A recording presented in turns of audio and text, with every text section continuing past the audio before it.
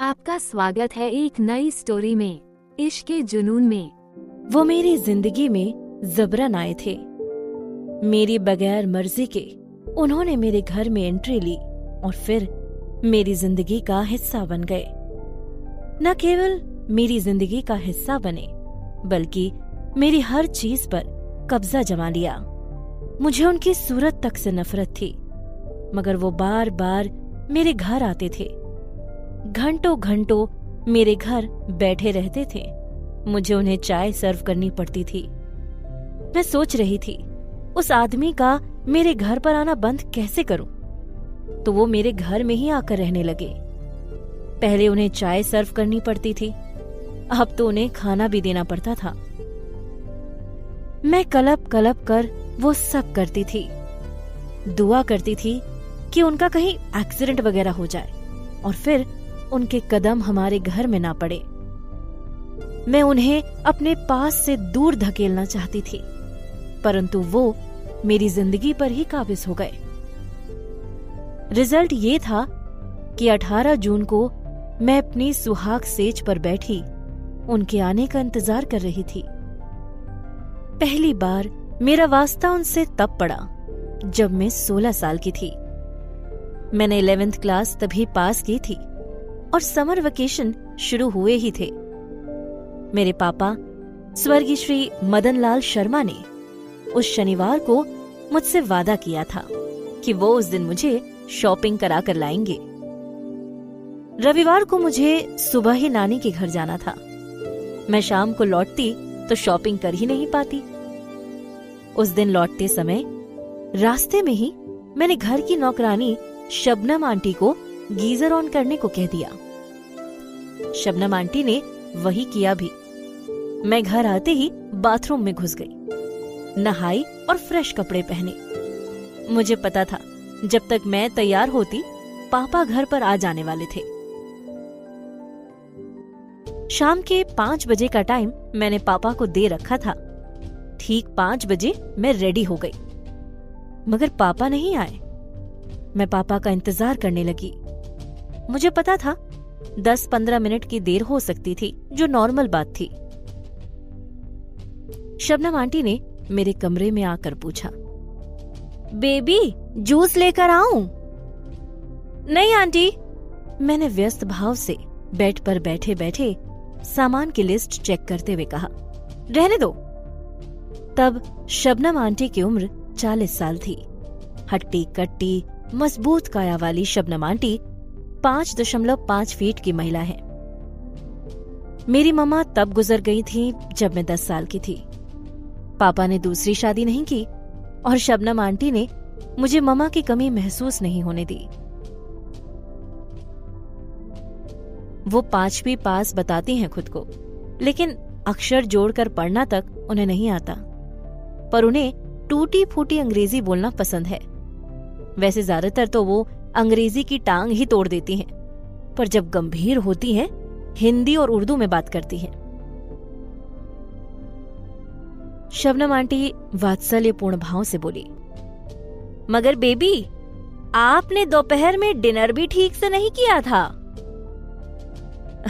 Dinner नहीं aunty, मैं मुस्कुराई। दोपहर को लंच होता है। हाँ हाँ वही तो बोली मैं, उन्होंने अधिकारपूर्ण भाव से कहा। नहीं आंटी आपने। अच्छा, तुरंत उन्होंने बात बदली। जूस पीना है या नहीं? मैं ला रही हूँ।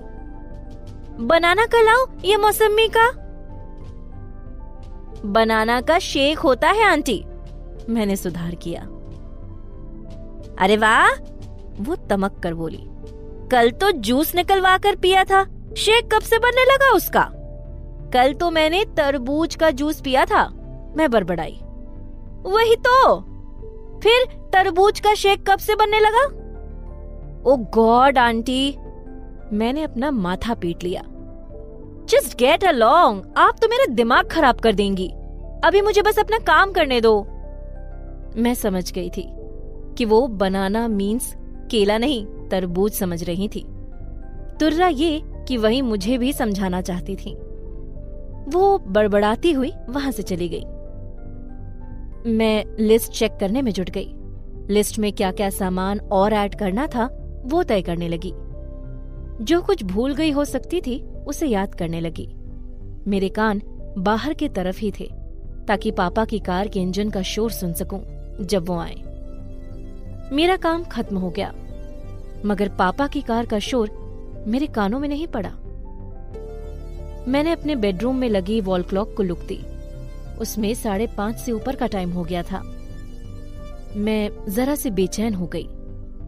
मुझे लगा कि शायद पापा बिजी हो गए थे। तभी मुझे लगा शायद मेरे कानों में पापा की कार के इंजन की आवाज ना पड़ी हो। सो मैं बेडरूम से बाहर निकली और बेडरूम के बाहर ड्राइंग हॉल की तरफ निकले टेरेस की रेलिंग के पास आकर आवाज दी, शब्बो आंटी, पा आ गई क्या? आपको बता दूं, हम सब शबनम आंटी को शब्बो कहकर ही पुकारा करते हैं। नहीं बेबी, उन्होंने कहा, अभी तो नहीं आए। मैं समझ गई, पापा वास्तव में बिजी हो गए थे। अब मैंने पापा को उनका वादा याद दिलाने का इरादा बना लिया। मैं वापस बेडरूम में गई। वहां लगे वायरलेस डॉट फोन को उठाकर उसको लेकर मैं बेडरूम की बालकनी की तरफ बढ़ गई। मेरी उंगलियां तेजी से पापा के पर्सनल फोन का नंबर डायल कर रही थी। फोन नंबर डायल करके मैंने फोन कान से लगाया तो एक्सचेंज से पापा का फोन स्विच ऑफ बताया गया। मैंने तत्काल पापा के ऑफिस का नंबर डायल किया। बेल गई। कॉल रिसीव की गई तो रिसेप्शनिस्ट की मधुर आवाज की जगह एक खुश्क आवाज उभर कर मेरे कान में पड़ी। हेलो, पलक पब्लिकेशंस। पा को फोन दीजिए। मैंने उसे पूरी तरह नजरअंदाज करके जरा से द्वेलित भाव से कहा। कौन पा? पूछा गया। मेरे पा, और कौन? अधिकारपूर्ण भाव से मैं बोली, गिव हिम फोन। मैम, आपको किससे बात करनी है? पूछा गया फिर।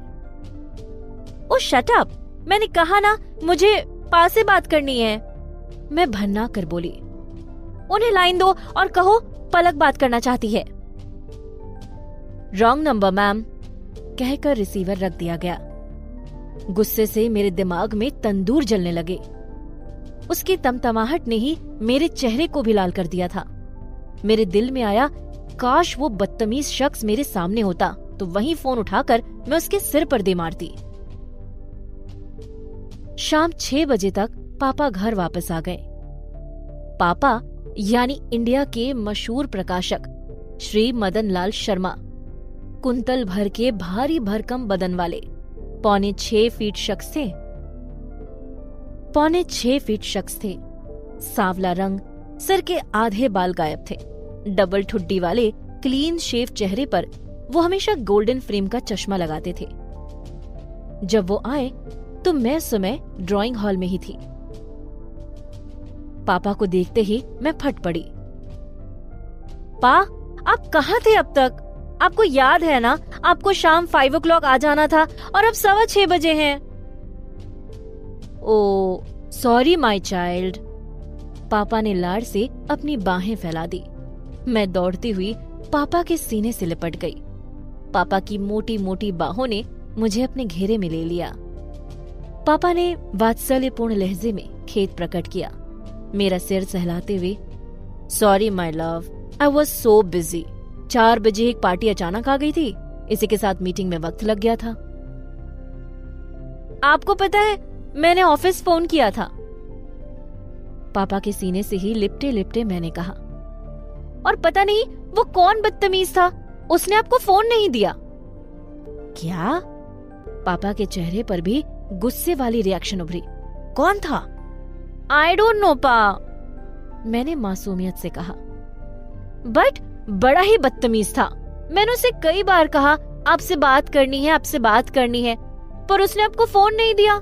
मैंने अपना नाम भी बताया, लेकिन उस बदतमीज ने रॉन्ग नंबर मैम कहकर फोन काट दिया। गुस्से से पापा का चेहरा तमतमा गया था। अच्छा, मैं कल जाते ही पता करता हूँ। पा, मैं भी आपके साथ चलूंगी कल ऑफिस, मैंने कहा।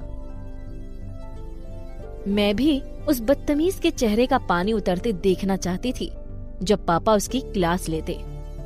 सच भी था, पापा हर बात बर्दाश्त कर लेते। मेरी तकलीफ और मेरी बेइज्जती उन्हें कभी भी बर्दाश्त नहीं थी। कल मेरे घर से आई कॉल रिसीव किसने की थी? पापा ने पूरे स्टाफ को फर्म के स्टाफ रूम में बुलाकर रेगमाल से खुरदरे लहजे में पूछा तो स्टाफ रूम में सन्नाटा खिंच गया। सब के सब अपराधी के मानिंद हाथ बांधे पापा के सामने खड़े थे। इकलौती मैं थी जो पापा के सामने चेयर पर बैठी थी। उस वक्त मैंने फूलों के प्रिंट वाली लॉन्ग स्कर्ट और लाइट पर्पल हाफ स्लीव वाली शर्ट पहनी हुई थी। अपने बालों को मैंने पोनीटेल की शक्ल में बांध रखा था। मेरे जहन में अजीब से संतुष्टि के भाव ने सिर उठाना शुरू किया। स्टाफ रूम में कई पलों तक सन्नाटा छाया रहा। सर, पापा की रिसेप्शनिस्ट छाया ने मिमियाते हुए कहा, मेरे सामने तो मैम का फोन नहीं आया था, 5 बजे के बाद आया होगा। कल 5:30 बजे आई थी, पापा ने खुरदरे लहजे में कहा। सर, 5:30 बजे तो आपके घर से कोई कॉल नहीं आई थी। ठीक पीछे से एक स्वर उभरा। हाँ, एक क्रैंक कॉल जरूर आई थी। Crank call? पापा उलझे।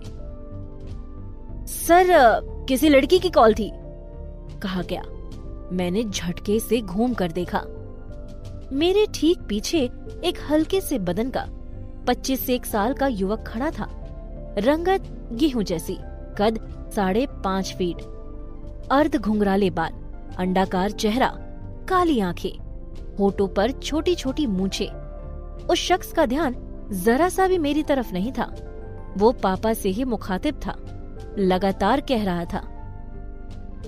बार बार यही रट लगाए जा रही थी कि पापा से बात करनी है, उन्हें फोन दो। मैंने पूछा,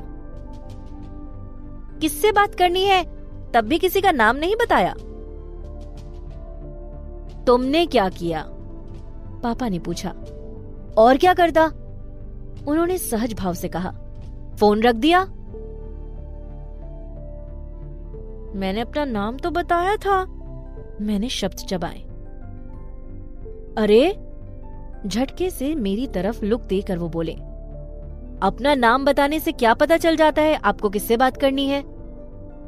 वो आगे कुछ कहते इससे पहले पापा की आवाज मेरे पीछे से उभर कर आई। इसके नाम बताने से पता चल जाता है ये मेरी इकलौती बेटी है। वो एकदम जैसे फ्रीज हो गए, मुंह में दही जम गई थी जैसे। सच, मेरे दिल को बड़ा सुकून मिला उनकी वो हालत देखकर। किंतु मेरे मन का सुकून ज्यादा देर तक कायम न रह सका। उसके मुंह में जमी दही पिघली और वो कह उठे, ma'am, I am sorry for that, but ये तो आपको भी सोचना ही चाहिए कि आप किससे बात कर रही हैं, किस साधन से बात कर रही हैं। आप हर बार यही रट लगाए जा रही थी स्टूपिडों की तरह कि पास से बात करनी है, पास से बात करनी है। आप अगर अपना इंट्रो ठीक से देती तो क्या मैं इस तरह बिहेव करता? वैसे भी मुझे क्या पता है कि सर के परिवार में कौन कौन है और उनका नाम क्या क्या है। मैं और जलकर रह गई। मुझे स्टूपिड कहा? बेटा मुकुल ठीक कह रहा है। पापा की आवाज मेरे कानों में पड़ी तो मैंने पापा की ओर लुक दी। पापा के होठों पर मुस्कान थिरक रही थी। इसने 2 ही महीने पहले यहाँ ज्वाइन किया है, इसे तेरे बारे में नहीं पता। अगर तू ठीक से अपना इंट्रो देती तो ये उस तरह बिहेव ना करता। वैसे भी ये तो बड़ा ही डिसेंट लड़का है। भाई मुकुल, माफी मांग लो इससे।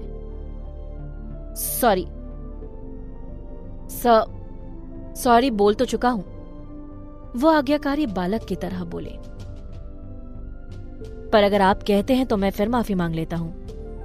मेरी तरफ लुक दी, मैं भी उनकी तरफ घूमी। वो बोले, sorry ma'am, please forgive me. मैं कुछ नहीं बोली। मैंने एक एक करके सबको लुक दी और सबके होंठों पर दबी दबी मुस्कान थिरकती पाई। मैं कसमसा कर रह गई। वो एकदम गंभीर नजर आ रहे थे, किंतु मुझे यकीन था अंदर ही अंदर वो बेहद खुश होंगे।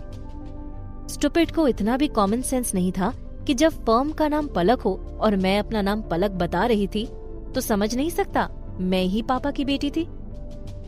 मैंने ये सब कहना तो चाहा मगर ना कह सकी।